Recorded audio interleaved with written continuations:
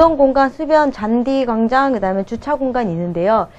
이제 운동 공간은 뭐 이용자들의 건강과 체육 활동의 장소, 여러분들이 이런 것들이요 공간 개념을 표시하라고 할 때 간단하게 한 줄 정도, 두 줄 넘지 않게 표시를 해주시면 되겠죠. 그래서 뭐 수변 공간이면은 뭐 벽천, 분수, 뭐 연못을 설치했으면 이런 것들로 어떻게 시각적 흥미와 청량감을 제공, 이렇게 해서 기재해 주시면 돼요. 그래서 이제 요런 좀 내용을 하나씩 이렇게 밑줄을 쳐서요. 그것만 시험 문제 볼 때까지 계속 그것만 쓰는 거죠. 그러면은 이거를 단기간에 암기를 하려고 하지 마시고요. 그렇게 하시면은 자연적 암기가 돼요. 그래서 자, 예를 들어서 운동 공간이면 이용자의 건강과 체육, 꼭 뭐가 들어가야 돼요? 그 건강과 체육 훈련하는 장소다라는 내용만 꼭 들어갈 수 있게 기재해 주시면 되겠죠. 자, 그래서 자, 요런 이제 공간이 있고요. 그리고 이제 수변 공간이라는 거는 이제 벽천, 연못, 분수, 자, 이런 것들을 보면 이제 우리가 물을 가지고 놀 수 있는 공간, 친수 공간이라고 하죠. 도섭지라든지 이런 부분은 여러분들이 이제 설치하라고 나오면 이제 요런 도섭지라든지 이런 시설 배치해 주시면 되겠고, 잔디 광장 같은 경우에는 보통 우리가 정적 휴게 공간의 개념이에요. 그래서 이거 뭔가 뭐 이제 사색을 하거나 생각을 하거나 뭐 이런 뭐 이제 휴게의 기능을 한다라는 거죠. 그래서 정적 휴게 공간 뭐 설치하라고 나왔을 때는 보통 잔디 광장에 혼합해서 개념을 잡으셔도 괜찮아요. 그래서 이런 잔디 광장, 그리고 잔디 광장 주변으로 산책로, 예를 들어서 자, 잔디 광장을 이렇게 잡았어요.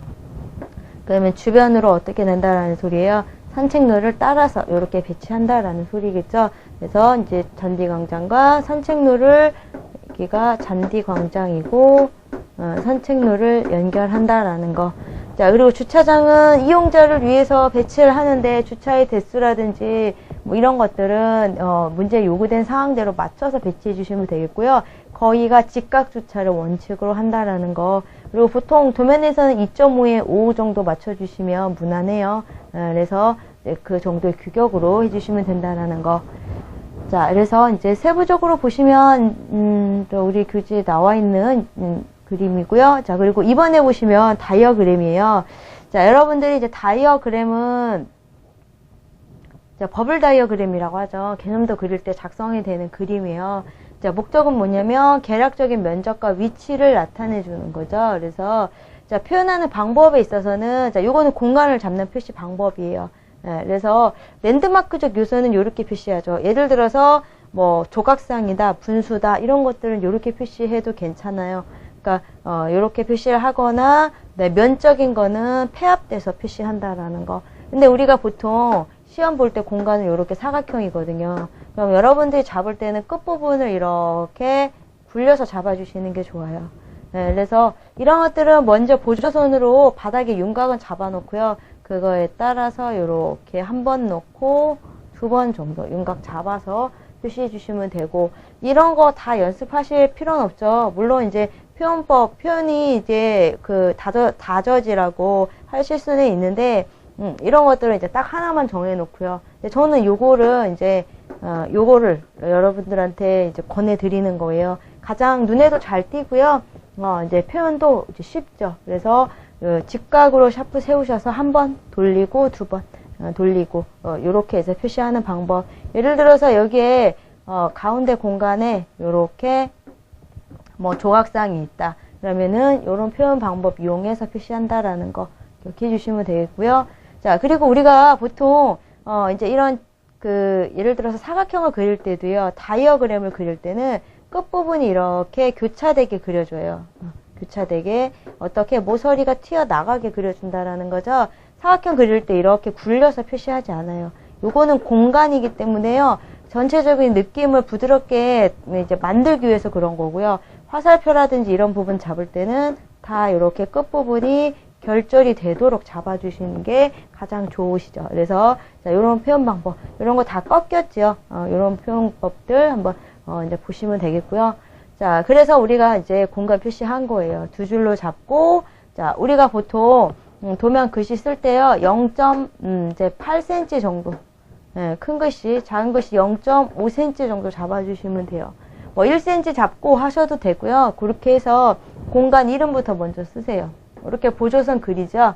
보조선은 아주 연한 선으로 그리셔야 돼요. 힘 주지 않고 표시하셔야 되고, 놀이 공간, 그래서 이름 쓰고 테두리선 이렇게 표시해 주시면 되겠고, 개념이라든지 이런 거 쓸 때도 그냥 쓰는 거 아니에요. 항상 바닥에다가 연한 보조선 뭔지 아시죠?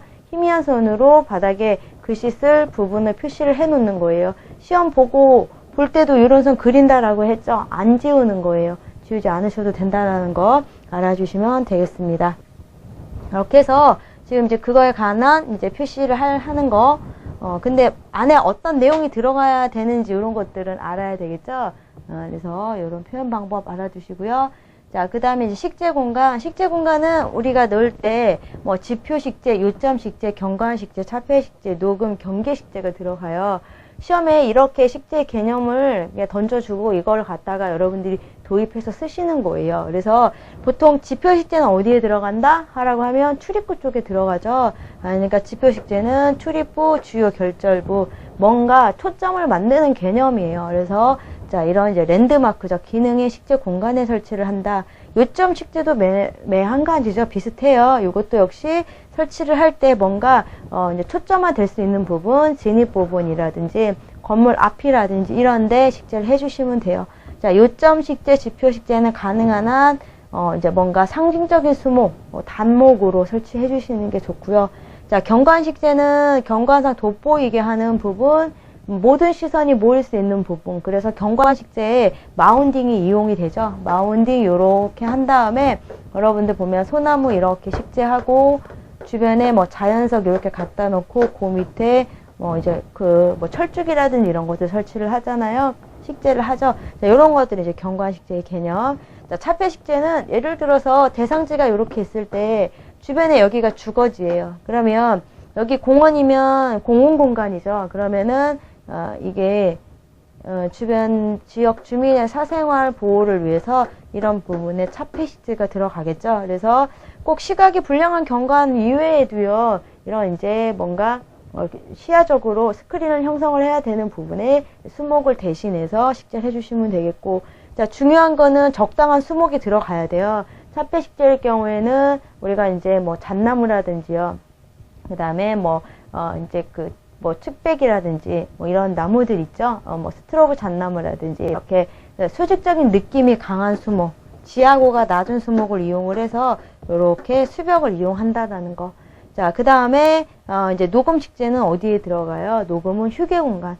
문제에서요, 녹음 주고, 그 다음에 요점이나 지표 식재 주고, 자, 또는 뭐 차폐 식재 주고, 그러면 그거를 알맞게 갖다 써야 되는데 휴게 공간에 차폐 식재가 들어간다든지 그러면 안 되겠죠? 휴게 공간은 녹음 식재. 녹음 식재는 여러분들 필기 공부할 때 뭐라고 그랬어요? 그늘을 조성을 해준다라고 했죠? 그러니까 어떤 수목이 들어가야 된다? 화력수가 들어가야 된다라는 결론이 나오죠?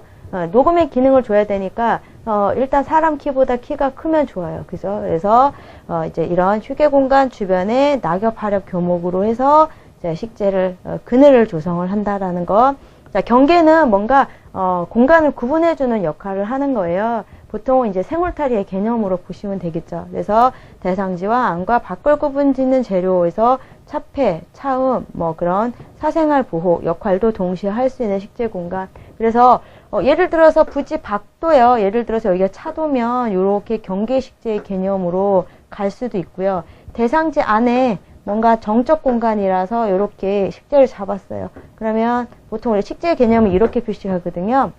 관목 표시하는 것처럼 이렇게 표시해서 잡는데, 네, 이제 이렇게 표시할 때 안에 들어가면 이제 생울타리의 개념. 밖에도 물론 이제 이런 표현은 예를 들어서 뭐 잣나무를 이렇게 쭉 잡았어요. 그러면 내가 예를 들어서 이런 것들이 이제 뭔가 이런 차음, 뭐 사생활 보호, 차폐와 뭐 경계를 구분한다. 그러면 경계식재라고 쓰셔도 아무 상관이 없는 거예요. 그래서 여러분들이 대략적인 개념만 딱 나오면은요, 이거는 이제 여러분들이 갖다가 이용해서 쓰시면 되겠죠. 그래서 자, 이런 것들 자, 식재 공간의 이제 기능에 들어가고요. 자, 이번에 보시면 이제 표현 방법인데요. 자, 표현 방법은 이런 표시 방법보다는 이런 것들 우리가 이제 활용을 할 거예요. 이것보다는 이거겠죠. 그러니까 가급적 손이 안 가면서 성의 없어 보이지 않는 방법이에요. 그래서 이제 요렇게 여러분들 표시해서 자, 여기 안에 근데 반드시 해칭은 하셔야 돼요. 자, 예를 들어서 이렇게 표시해서 나는 이게 녹음식재다. 그러면 내 도면에서는 이게 다 녹음식재가 되는 거예요. 그때마다 바뀔 수 있어요. 그러니까 내가 녹음식재를 이렇게 잡았어요. 그러면은 그 도면에서는 이게 이렇게가 녹음식재인 거예요. 그래서 하실 때 우리 관목 표현, 관목은 같은 나무를 이렇게 무리 지어서 식재한 거죠.